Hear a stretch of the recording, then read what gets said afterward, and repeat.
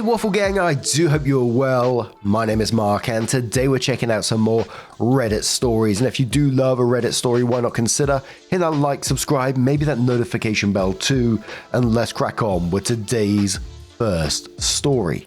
Now, our first story comes from Traumatize Them Back from Montgomery Zeph. Now, before we do get into it, there is talk of cancer and chemo within the story, so if you do want to skip it, please feel free to do so. Timestamps are always down in the description and along the timeline below. Thank you. It's titled, Boss Says My Chemo Treatment Isn't As Bad As All That. I put the evidence in her hand. A few years ago, I needed a course of chemotherapy and was warned to expect all the usual side effects. Nausea, fatigue, aches and pains, and of course, hair loss.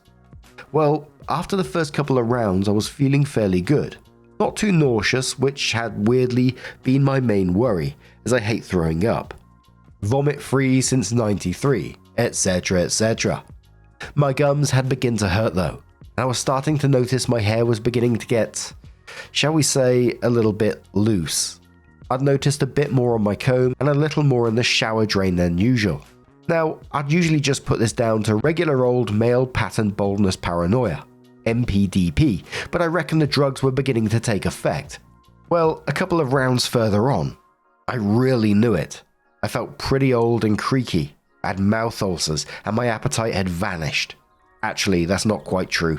I occasionally craved a BLT sandwich, squashed wafer thin, and chilled to near sub-zero temperature.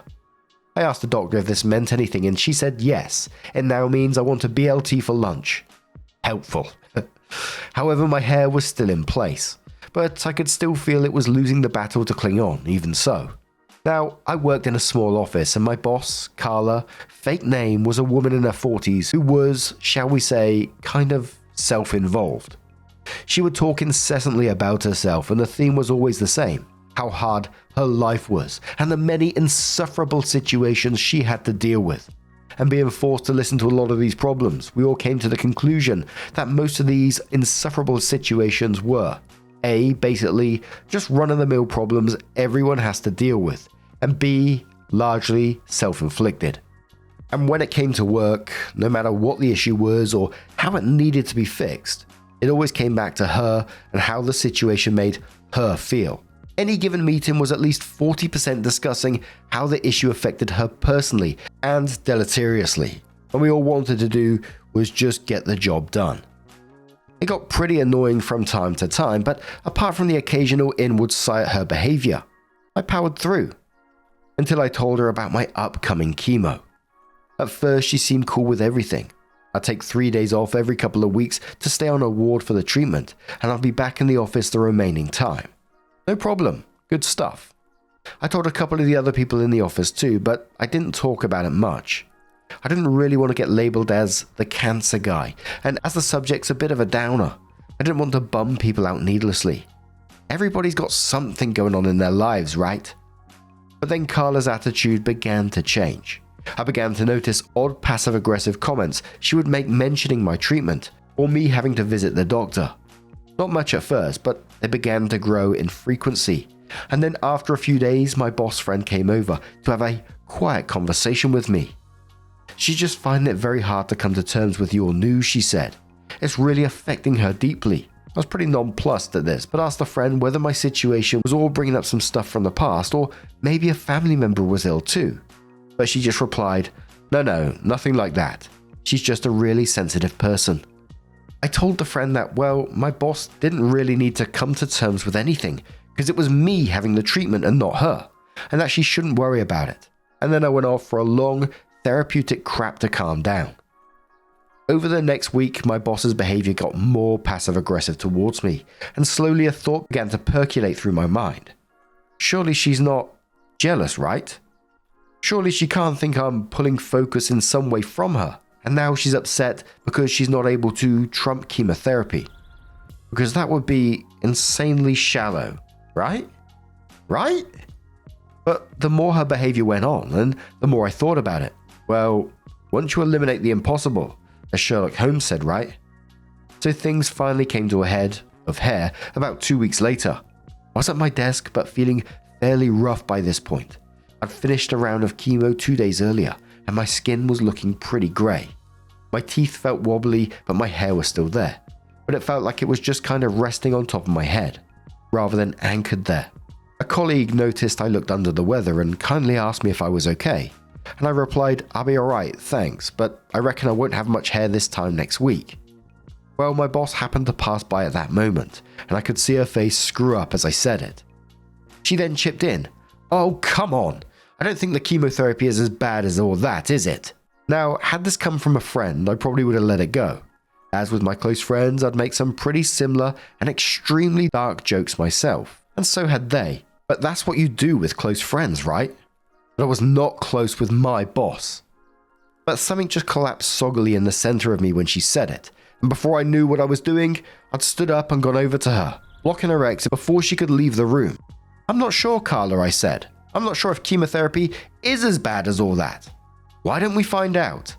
And as I said it, I reached up to the back of my head and casually yanked out a giant fistful of hair. Now, my hair at the time was fairly short, but pretty curly, so I had a good amount in my hand. About the size of an enormous orange. The back of my head suddenly had a huge bald patch, of the type you usually see in a home haircut catastrophe sort of way when the clipper guard falls off. Put your hand across the back of your head now. Imagine all of that suddenly gone, and you're in the right ballpark. I held the mass of hair up in the air for a second, then looked at my boss again. "What do you think, Carla?" I said calmly as I plonked it down in a quivering hand. "Let me know." And I turned and left the now supernaturally quiet office. Carla just looked at the tribble in her hand as if it was a grenade. Now, not even a long therapeutic crap was going to sort this one out, so I took an early lunch and stomped out to find a place that could do me a freezing cold squashed BLT sandwich with extra mayo. When I got back to the office, the HR rep was waiting near my desk. "Uh-oh." I smiled, sat down, and she came over. There was a pregnant pause. She took a breath. "A couple of your colleagues let me know what happened with Carla earlier," she began. "I see," I replied cagely. Because, as we all know, HR is not your friend. They may say they're your friend and that they're there to protect your rights, but really they're just there to ensure the company can treat everybody shittily in a non-actionable way. Okay, rant over and back to the story. Bearing in mind what just happened, the HR lady continued, "Would like to offer you paid leave for the remainder of your treatment. Would that be okay with you?" Now, bearing in mind I had at least 3 more cycles of treatment, lasting 6 more weeks, my answer was a carefully considered, yes, I believe that would be alright with me, Miss HR lady. Me and my bald patch walked out of the office 10 minutes later and went home. My girlfriend and I called our friends over that evening for some beers and curry, and we all got drunk and shaved my head. Though I looked weird, I was pleasantly surprised to find my head didn't have too many weird bumps on it. Even my occipital bum was pretty small. Google it just for fun. It was a good evening, especially when I decided it'd be hilarious to tell my male friends how grateful I was that they had all agreed to shave their heads too in solidarity. I handed the clippers to my friend Mike, who had dark, shoulder-length hair. And didn't that magnificent bastard pause for only 2 seconds before trying to plug the clippers in? I managed to wrestle them off him, laughing my ass off.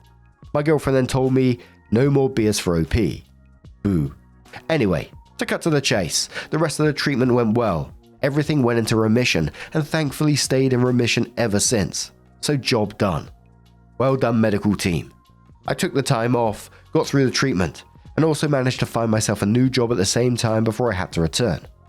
Meanwhile, back at the office, Carla's star was on the wane. Word had gotten around about her behavior. She tried her usual tricks, how she'd been misunderstood, and how upset she was about the whole thing, but people were noticeably colder towards her. According to my colleagues, and people had started to refer to her as Hairball behind her back. The name stuck. I finally returned to work, only to hand my notice in and leave. On my out, I tried to be as classy as possible with Carla. I thanked her for the opportunity and wished her well for the future.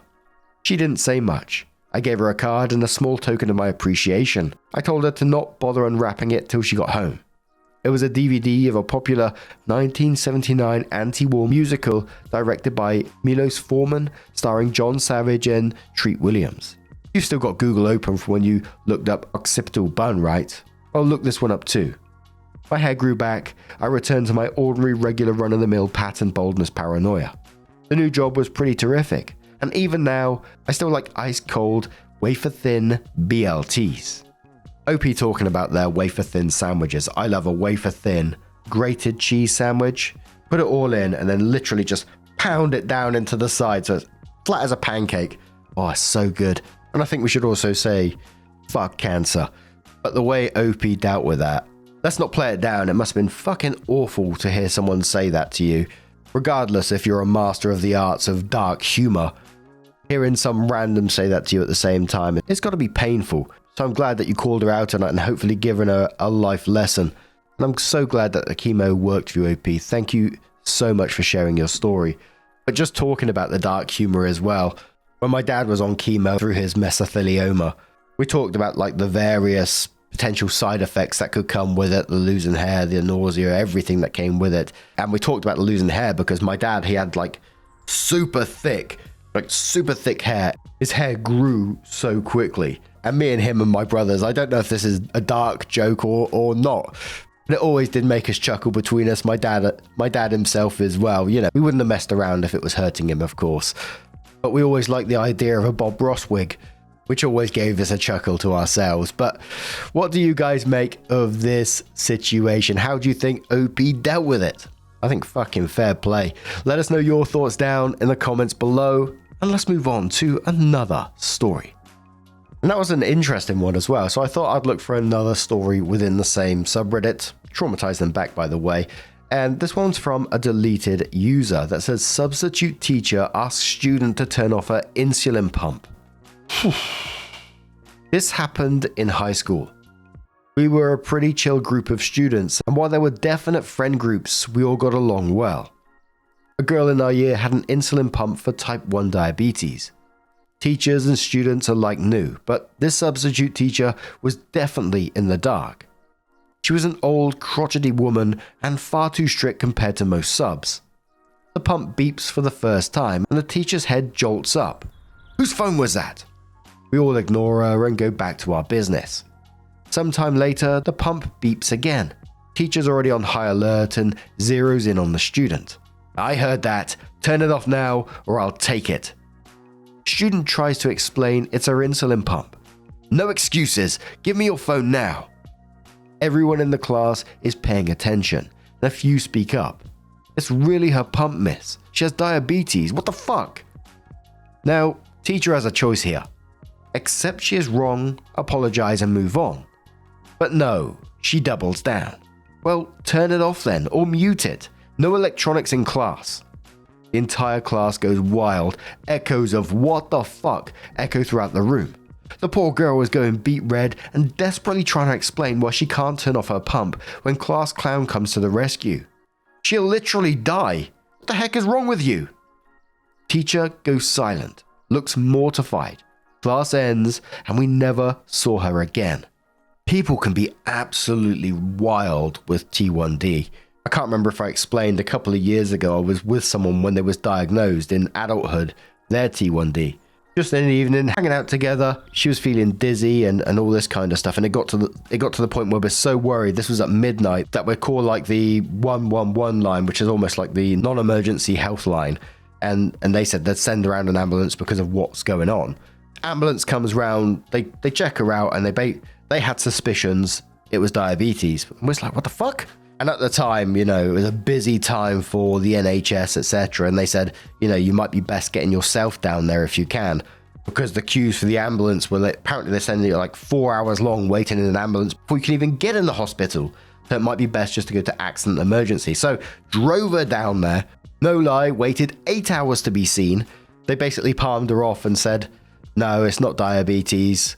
You need to check in with your GP, etc., etc. It was a weekend. GP wasn't open. But they sent her away anyway. She started feeling rough again, so they had to go back there, explain the situation, and they kept trying to put her off. Eventually, she got through to the actual diabetes apartment in the place and was diagnosed T1D.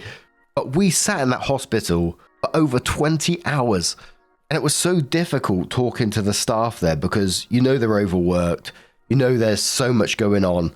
But they just would not listen what we was told, would not forward us to diabetes apartment immediately and had to keep going out into the waiting room and sent away. It's just so wild. And just to add, an email was sent to whatever complaints process it was, because no one should have to go through that. But what do you guys make of that situation? Absolute wild. Let us know your thoughts down in the comments below, and let's have another story. For this one, we're going to walk over to the Entitled People subreddit. Follow me, guys. This one's from LordBaranof, who says, "Lady wants my rollator." Apologies if I did pronounce that wrong. I have looked up a couple of pronunciations on it. For those that don't know, a rollator is basically a walker on wheels. I had a stroke 6 years ago, and my balance and vision got messed up. I can walk maybe 20 to 25 feet on a flat surface without help, but I need my rollator to take long walks and take it with me whenever I go somewhere.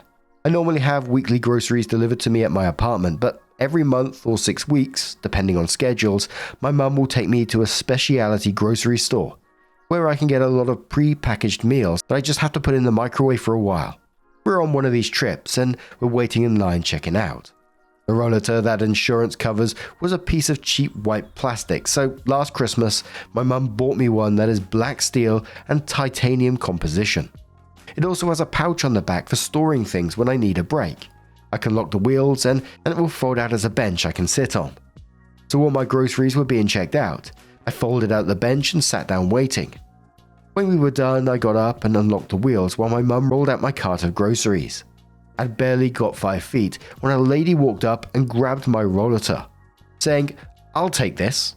I said, "No," and jerked it away from her and proceeded to follow my mum out to the parking lot. Usually, my mum would load groceries in the car, while I leave the rollator on the side and walk my way to the passenger seat. After loading the groceries, my mum collapses the rollator and puts it on top of the groceries. This lady followed us out to the car and was waiting there, tapping her foot while we loaded the groceries. I didn't trust her, so I just stood holding the rollator. My mum said, "Go ahead, get in, it's unlocked," and I just shook my head no and tried to subtly point at the lady as to why I wasn't getting in. Mum understood and finished loading the groceries. When she was done, she came up to me, folded down the rollator while I walked to the passenger side door. Mum folded down the rollator, put it on top of the bags in the car, and was closing the door when the lady started shrieking about how we were stealing store property. I don't know if someone got him or what, but a manager type came out and asked what was going on. The lady screamed about how we were stealing the rollator and she needed to use it. The manager asked my mum about it and she said it was mine, and even showed him the plaques bolted on that had my name, emergency contacts and medications and the schedule I was on in case I needed them. The lady kept screaming that she needed it now that we were done. The manager told her that it was mine. It had information on it that pertained only to me, and that if she needed help, they could find her a mobility scooter or something. She didn't like this, and suddenly went from a shrieking harpy to sweet old lady, saying, "Oh, maybe she could leave it here and I could use it, and leave it when I'm done for them to come back and get it." The manager asked, "What? Would that be okay with you?" What? And my mum, knowing we would never see it again, said that we couldn't. We had other places to go where I would need it. The lady began screaming again while we just drove off. I don't know how it ended up for the manager, but I hope he survived it. At first, when OP said about the manager coming out and not knowing if someone called him or something, my first thought was, retail workers can spot a Karen quite easily. I imagine they got some kind of Karen spotting superpower. I think it's just got to come with the territory, right? So maybe that's why he was immediately out there. He was watching what was going on. But to turn round to you at the end and says, "Would that be okay for you to leave your property with some random ass stranger who's rude as fuck?" Come on, manager. Sometime later, OP posted a follow-up story to that one and said, "I posted a while ago about some lady at the grocery store trying to take my rollator. Sorry for the late update, but my mum was on a trip for the last week and just went back to the store yesterday to file a complaint. Sorry, no massive justice here." The manager on duty, different guy from the one in the story, said that the other manager no longer worked there, but wouldn't say if it was his choice or not, just that he no longer worked there. Mum told him the story, and the guy she talked to said that they would be sure in the future to emphasize what assistance devices they had, and anything not on the list, like my rollator, was not property to the store and should be treated as such, and would use my story as an example to the employees on what they could or could not do. So again, Sorry, there was no massive justice here. Not even a free coffee or something. I always forget how much I enjoy reading stories about entitled people and just crazy ass batshit people in general, because sometimes it's absolutely wild. Yeah, it's a story of a person being so entitled asking for another person's possession like that. But the thought process. This wasn't a 30-second thing. This person saw him in the store, thought, oh, I want that roller. Still not sure if I'm pronouncing that correctly. And then followed them outside, stood behind the car, tapping their foot, waiting for it. Went as far to convince the manager to ask them for it. What the fuck? But what do you guys make of this situation? Let us know your thoughts down in the comments below. And just a huge thank you for being here today, getting involved in the stories. Your love, your support, your time, it always means the absolute world to me. So thank you so much. And hopefully I'll see you in the next one. Take care and much love. Yeah, man, I remember being so naive when life was good, weather and palm trees. Back in the day, you were everything I need. But then along came a time when you crushed my dreams. Oh yeah, you played me like a fool when you made me believe that the line between love wasn't thick enough to read. Oh yeah, you see we in despair, crime everywhere. You're selling false hope cause you just don't